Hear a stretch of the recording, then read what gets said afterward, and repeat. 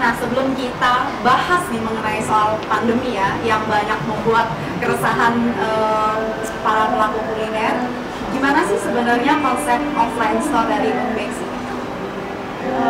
Jadi kita tuh konsepnya kita memang ngambilnya dari Jepang sih, karena kita memang suka gitu. Terus juga kita maksudnya maunya kayak kafe gitu yang ada kayak minuman-minumannya juga. Terus kita ada tambahin cookies, cake. Jadi bisa dibilang ini seperti kafe, tapi bakery cafe ya? Iya. Ada jual kopi juga? Ada jual kopi. Wah, berarti ini benar-benar lengkap banget. Bakery cafe yang orang bisa ngopi, bisa ngeteh ya. Nah, terus gimana tuh akhirnya setelah buka, nggak lama pandemi, itu gimana? Keinget lagi nggak sih? Ini kok saya bisnis kok gini amat ya? Yang di Papua tiba-tiba terhenti, habis senang-senang buka offline store di sini, tahu-tahu tiba-tiba jeder pandemi lagi.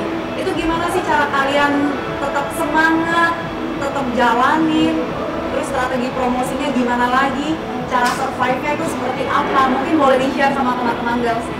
Untungnya kita itu kan awalnya memang online store kan, maksudnya kita dikenal pun orang online. Jadi kita nggak ada struggling untuk dari offline ke online. Jadi kalau yang lain kan mungkin biasanya dia ngandelinnya offline doang. Kalau kita kan awalnya online terus kita offline. Jadi buat pasarin online ya kita maksudnya udah tahu lah gitu istilahnya. Jadi kita memang sebelum pandemi pun kita udah jualan di marketplace gitu. Jadi ya udahlah kita coba lebih gencar lagi lah. Udah gitu dari teman-teman food blogger juga jadi bantuin juga gitu kayak promosiin lagi. Nah, kalau yang ini berbayar juga kan? Mereka pure mereka bantuin kita. Jadi kita beruntung juga sih, maksudnya mereka tahu juga gitu kayak begini tuh lagi struggling gitu-gitu. Jadi mereka juga pushin lagi terus. Kalau dari pihak Kelapa Gading sendiri gimana? Apakah mereka memberikan keringanan? Oh iya, Kelapa Gading sendiri sangat baik juga sih. Maksudnya mereka tahu gitu struggle-nya seperti apa. Jadi mereka juga ngebantu banget. Jadi strateginya tetap melalui food blogger, Instagram gitu mungkin, atau membuat diskon mungkin, promosi harga makanan dipotong atau seperti apa? Kita nggak pernah, nggak ada diskon. Nggak ada diskon. Nggak ada diskon sama sekali pas pandemi itu nggak ada. Terus merasa ada kesulitan nggak waktu itu? Aduh gimana nih bayar gaji karyawan dan segala macam? Itu sih memang. Gaji karyawan pertama karena kita karyawannya pertama kali itu 6 orang pertama kali. Pertama buka sebelum lockdown itu 6 ya? 6 orang. Kebetulan kita tidak mengurangi sama sekali. Jadi sebisa mungkin kita dihuluin gajinya mereka. Gimana caranya? Kan saya sama dia juga digaji di Unbex. Kita ngambil gajinya kita. Tapi karena kemarin pas pandemi, mau nggak mau saya sama dia harus ya udah kita jangan terima gaji dulu. Kita berdua jangan gajian dulu. Gajinya kita alokasikan untuk karyawan yang lain agar mereka masih bisa maksudnya masih punya pekerjaan lah, gajinya masih full, kita nggak ada potongan sama sekali. Oke, jadi sangat-sangat berprinsip bahwa pokoknya gimana caranya saya nggak boleh PHK karyawan gitu ya, yang penting gaji kita buat mereka itu nggak apa-apa. Iya. Oke. Nah itu pada saat awal lockdown penjualan Unbex ini kan awalnya memang itu sudah ramai di online. Berarti pada saat offline store-nya tutup itu menurun drastis kan omsetnya, atau terasa kayaknya ya emang dari dulu saya juga online gitu ya. Kebetulan memang karena kita tadi yang Ame bilang kita online base, jadi ketika adanya lockdown kita masih bisa sedikit survive dalam artian orang memang udah kenal kita, mereka online, mereka jualannya via online. Mungkin sampai sekarang ada yang belum tahu kita ada offline store. Atau mungkin kurang dipromosikan di Instagram? Promosi sih udah, cuman karena memang maksudnya mungkin kita juga di Jakarta Utara kan, begitu market kita juga kebanyakan di tengah gitu kan, jadi mereka ya mungkin kejauhan atau apa gitu, mereka taunya ya kita cuma di marketplace.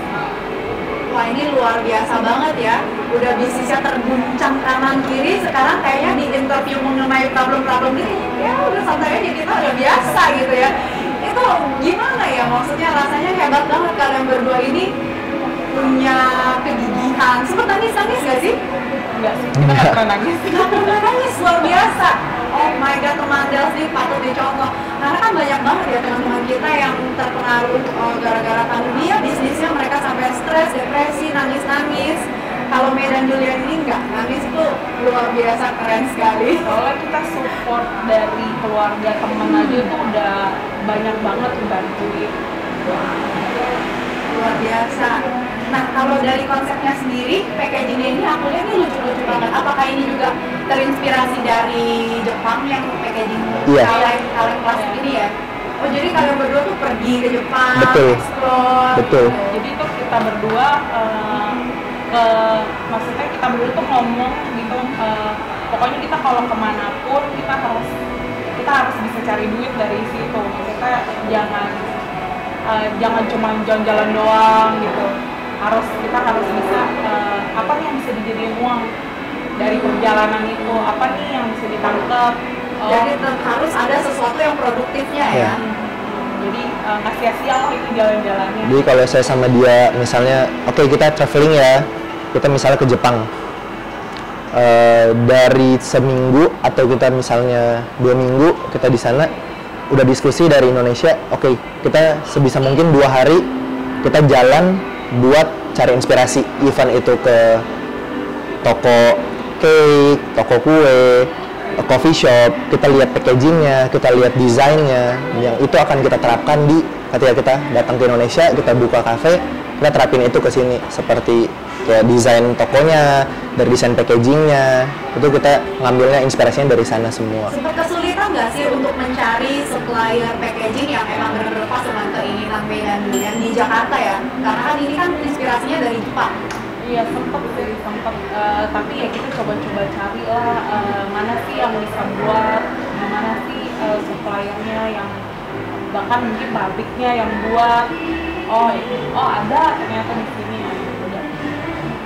Terus bisa cerita sedikit nggak, gimana sih pengalaman kalian ini memanage karyawan yang tadinya kerja cuma berdua, mungkin belum sempat ngerasain punya karyawan yang banyak, sekarang ini punya karyawan, itu manage-nya seperti apa? Mungkin ada saran untuk teman Dels gitu, supaya kalau mereka yang baru mau membuka offline store, baru ngerasain punya karyawan, itu gimana? Karena kan kalau setahu saya pribadi, kita kerja sendiri atau kerja berdua itu lebih mudah ya daripada kita kerja dengan banyak orang gitu. Terus seperti apa?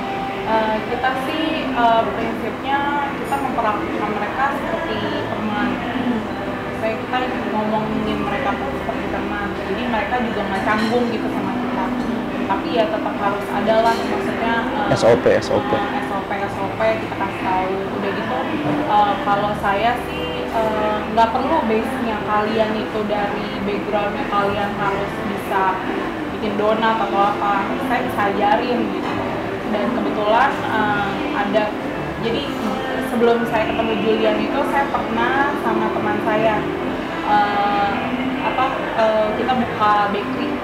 Nah itu ada karyawan di situ yang maksudnya bikin donat, bikin roti gitu. Jadi waktu itu saya kontak dia, mau nggak kerja?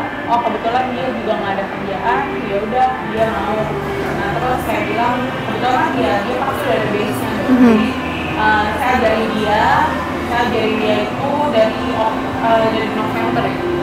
November sampai mau buka, saya ajarin dia. Terus ada tambahan lagi 2 orang, itu base-nya sama sekali bukan dari masak, tapi mereka bisa cari. Jadi sekarang Mei juga masih banyak turun tangan di dapur untuk training karyawan ya. Kalau untuk Julian juga turun tangan untuk training karyawan atau berbeda pekerjaan? Julian kan, jadi aku tuh lebih ke manis-manis. Julian tuh lebih ke Savory. Jadi tuh sando juga dia yang buat. Kalau untuk minuman? Minuman kita develop bareng. Oh, berdua. Kalau untuk minuman berdua, kalau untuk yang manis-manis Mei, kalau untuk yang savory itu lebih ke Julian. Nah, ini boleh aku coba ya? Kira-kira yang mana nih yang best sellingnya? Yang peach elderflower paling kiri. Yang ini? Iya. Oke. Nah, ini aku kocok dulu. Nah, teman Del, sambil saya cobain, teman Del jangan kemana-mana karena obrolan kita akan semakin seru dengan dua sosok yang sangat-sangat inspiratif. Jangan kemana-mana.